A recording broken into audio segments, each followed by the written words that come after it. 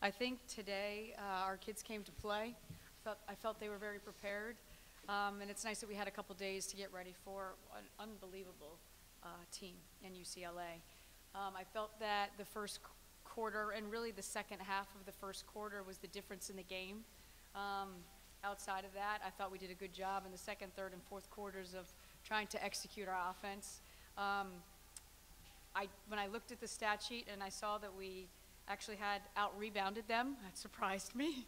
That was probably my greatest concern going into this game because they're such a good rebounding team just in general. But, you know, anytime you play on the big stage, you don't know how your team is going to respond. And yes, our seniors have been here once, but they didn't play a ton last time. And so for them to compete like they did today and for our junior class to show up with never having gone through something like this, I'm extremely proud of them, and we hope to be back in this situation again in the future. Questions for student athletes first? Maria, it seemed like they really picked up the defensive intensity in the middle of that first quarter, like your coach was talking about.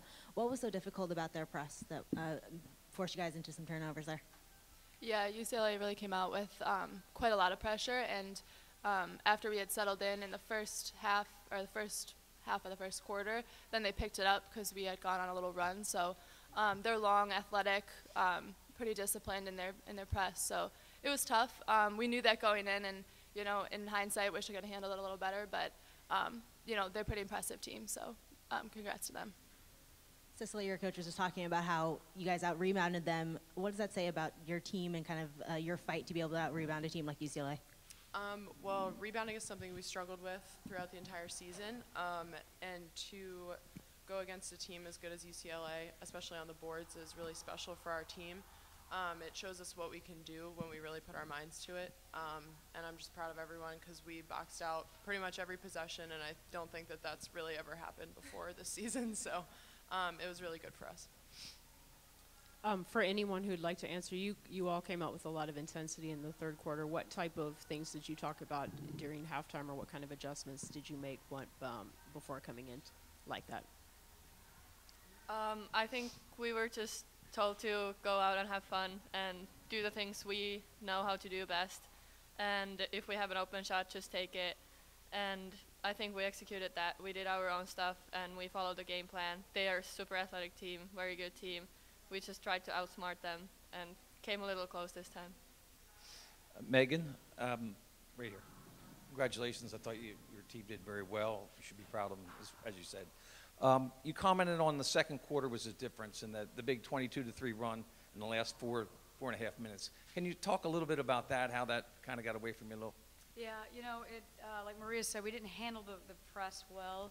And I thought coming into the game, I thought they would do it right off their first make, that they would press, and they really didn't.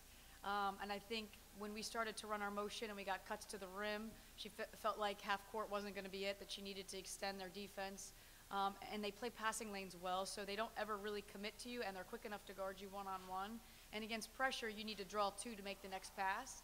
And I don't think we ever got to that point where we really drew two every time, where we could break the press for layups or easy baskets. And I think once they felt that we were struggling with that, they just kind of turned it up a little bit more. And so that's something we obviously need to get back to work with and get better at that for next season.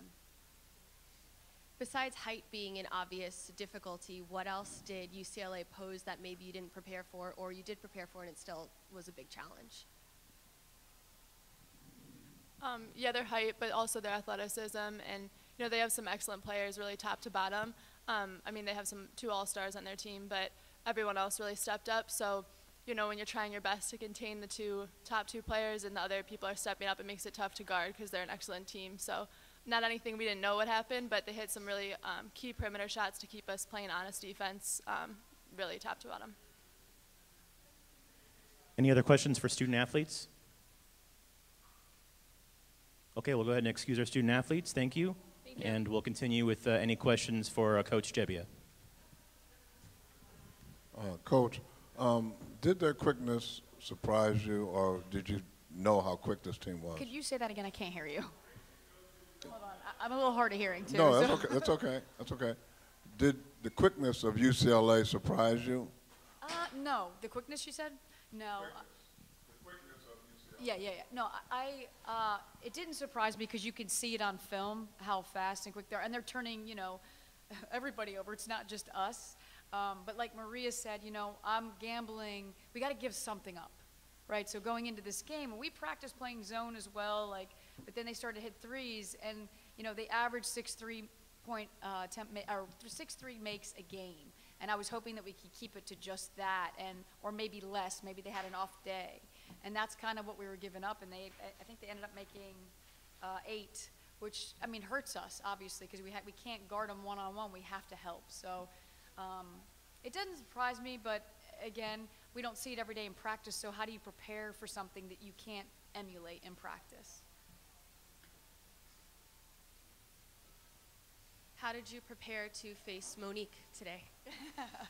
Well, she's an outstanding player. I enjoyed watching her.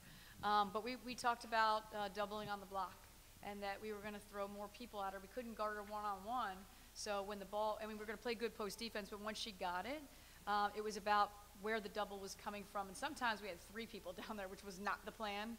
But I think they realized how she was really killing us inside, so we had to do something and try to make her more of a passer than a scorer. How did you feel you guys did against Jordan Canada today?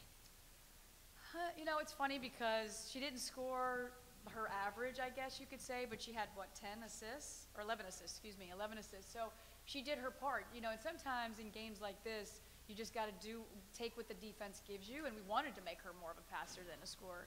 And like Maria said, other players stepped up and hit threes, and it really hurt us because we were trying to pack it in. In the fourth quarter, throughout the whole game, UCLA only had 3 turnovers going into the fourth quarter, and then they had, I think, 4 or 5 just in the fourth quarter alone. What did you guys do to step up defensively? You guys cut it to 6 with I don't remember how many minutes left, but what was your message to the team defensively? Well, and we were in a pressure situation as far as needing to come back, so we needed to do something to change the course of the game. So I think that was part of it. My message was just, the entire time was, you've made it this far.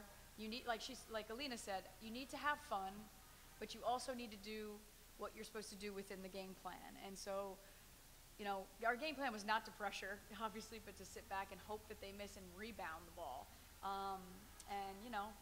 In hindsight, maybe we should have pressured a little bit more because they did have some turnovers late. So.